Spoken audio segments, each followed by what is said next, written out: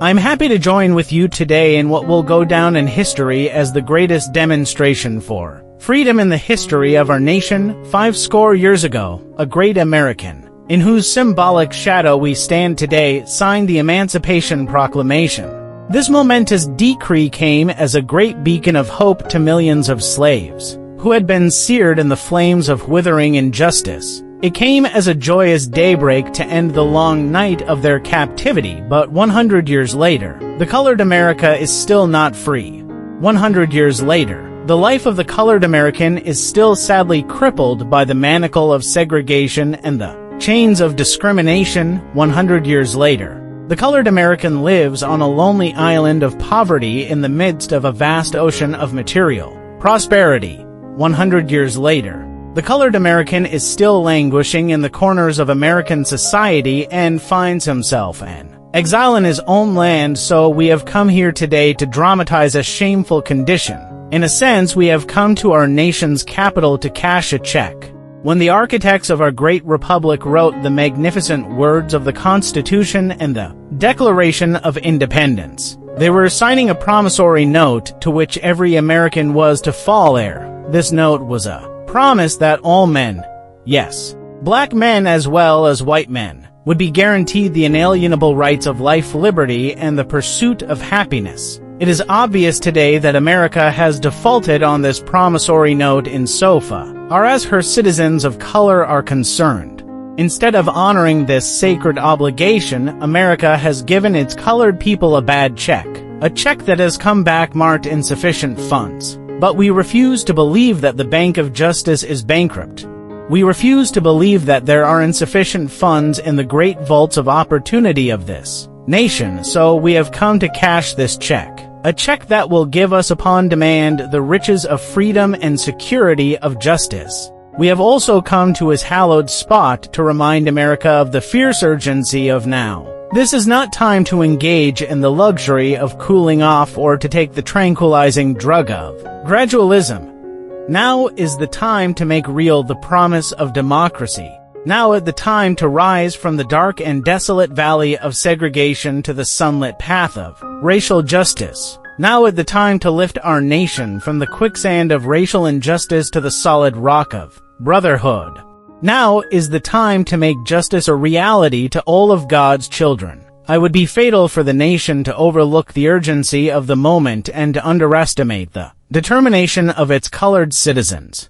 This sweltering summer of the colored people's legitimate discontent will not pass until there is an invigorating autumn of freedom and equality. 1963 is not an end but a beginning. Those who hoped that the colored Americans needed to blow off steam and will now be content will have a rude awakening if the nation returns to business as usual. There will be neither rest nor tranquility in America until the colored citizen is granted his citizenship rights. The whirlwinds of revolt will continue to shake the foundations of our nation until the bright day of justice emerges. We can never be satisfied as long as our bodies, heavy with the fatigue of travel, cannot gain lodging in the motels of the highways and the hotels of the cities. We cannot be satisfied as long as the colored person's basic mobility is from a smaller ghetto to a larger one. We can never be satisfied as long as our children are stripped of their selfhood and robbed of their dignity by signs stating for white only. We cannot be satisfied as long as a colored person in Mississippi cannot vote and a colored person in New York believes he has nothing for which to vote. No, we are not satisfied, and we will not be satisfied until justice rolls down like waters and righteousness like a mighty stream. I'm not unmindful that some of you have come here out of your trials and tribulations. Some of you have come from areas where your quest for freedom left you battered by storms of persecutions and staggered by the winds of police brutality.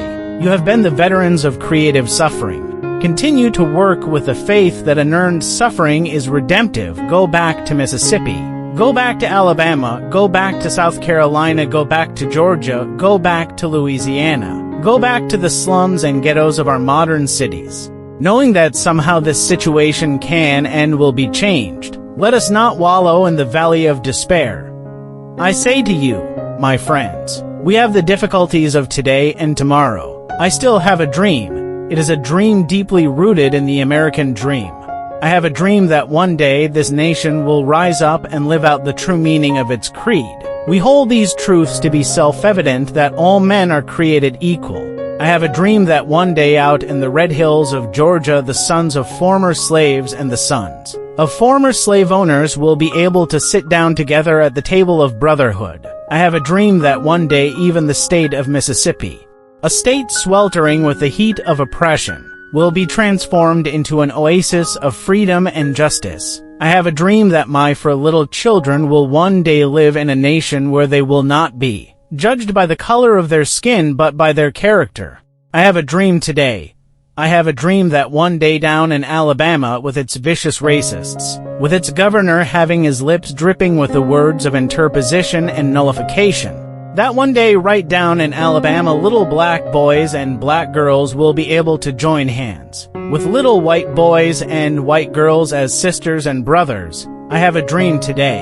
I have a dream that one day every valley shall be engulfed, every hill shall be exalted, and every mountain shall be made low. The rough places will be made plains, and the crooked places will be made straight, and the glory of the Lord shall be revealed, and all flesh shall see it together. This is our hope.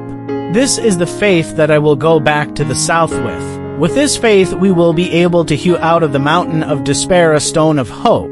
With this faith we will be able to transform the jangling discords of our nation into a beautiful symphony of brotherhood.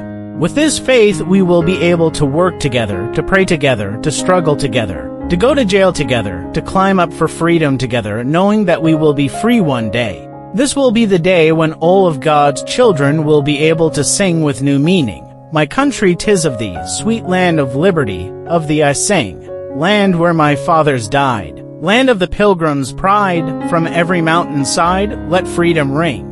And if America is to be a great nation, this must become true. So let freedom ring from the hilltops of New Hampshire. Let freedom ring from the mighty mountains of New York. Let freedom ring from the heightening Alleghenies of Pennsylvania.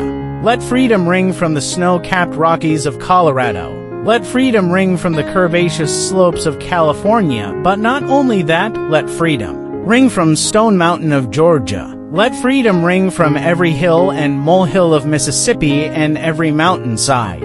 When we let freedom ring, when we let it ring from every tenement and every hamlet, from every state and every city, we will be able to speed up that day when all of God's children, black men and white men, Jews and Gentiles, Protestants and Catholics, will be able to join hands and sing in the words of the old spiritual, free at last, free at last. Thank God Almighty, we are free at last.